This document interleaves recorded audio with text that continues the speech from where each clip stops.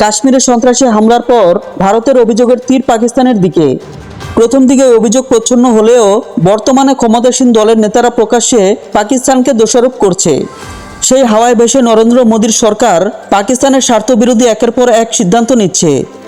এ ধারাবাহিকতায় বৃহস্পতিবার 24 এপ্রিল পাকিস্তান ও ভারতের বিরুদ্ধে পদক্ষেপ নেয়।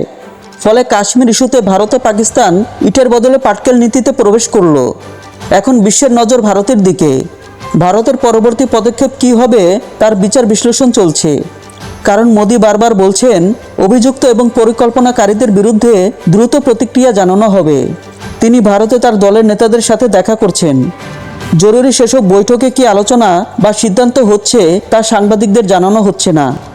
সাম্প্রতিককালে পাকিস্তানের বিরুদ্ধে ভারতের সামরিক পদক্ষেপ নেওয়া নজিরের সংখ্যা আরও বাড়াচ্ছে।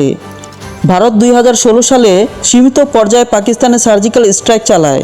2019 সালে পুলওয়ামা হামলায় আধা সামরিক বাহিনীর অন্তত 40 সদস্য নিহত হওয়ার পর ভারত বালাকোটে পাকিস্তানে বিমান হামলা চালায়।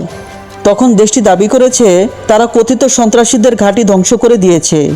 ওই সময় পাকিস্তানও পাল্টা হামলা করে। দু দেশের শক্তি প্রদর্শন থামে ভারতীয় এক বিমান চালককে আটকের মধ্য দিয়ে।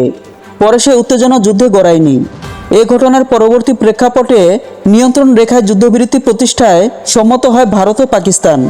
কিন্তু ভারত আবার সেই যুদ্ধবিরতি ভাঙলে পরিস্থিতি নিয়ন্ত্রণের বাইরে চলে যেতে পারে। কারণ ইসলামাবাদ এবার ছাড় নাও দিতে পারে। ভারতের যে কোনো ধরনের সামরিক হামলার পাল্টা ব্যবস্থা ভয়ঙ্কর হতে পারে। বিশেষজ্ঞরা বলছেন, দুই দেশের মধ্যকার উত্তেজনা যত বাড়ছে ততই বাড়ছে মিসক্যালকুলেশন বা ভুল হিসাবের আশঙ্কা।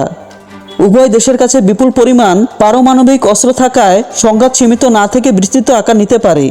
ভারতের সামরিক ইতিহাসবিদ শ্রীনাথ রাঘবান বিবিসিকে বলেন, ভুল হিসাবের ঝুঁকি সবসময় থাকে।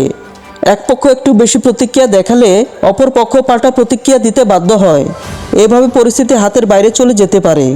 যুক্তরাষ্ট্র ভিত্তিক বিশ্লেষক মাইকেল কুলেকম্যান বলেন, ভারত কিছুটা সীমিত আকারে পাল্টাঘাত হানতে পারে, কিন্তু পাকিস্তান তা কীভাবে গ্রহণ করবে সেটাই মূল প্রশ্ন। কারণ প্রতিটি প্রতিক্রিয়ায় পরবর্তী প্রতিক্রিয়ার ঝুঁকি আছে। ফলে চলমান উত্তেজনাকর পরিস্থিতিতে একটি প্রশ্ন ঘুরপাক খাচ্ছে, বিশ্ব কি আরও একটি যুদ্ধের দ্বারপ্রান্তে? চিরবৈরী দুই পারমাণবিক শক্তিধর রাষ্ট্রের মধ্যকার সংঘাতের ধকল সইতে পারবে কি বিশ্ব?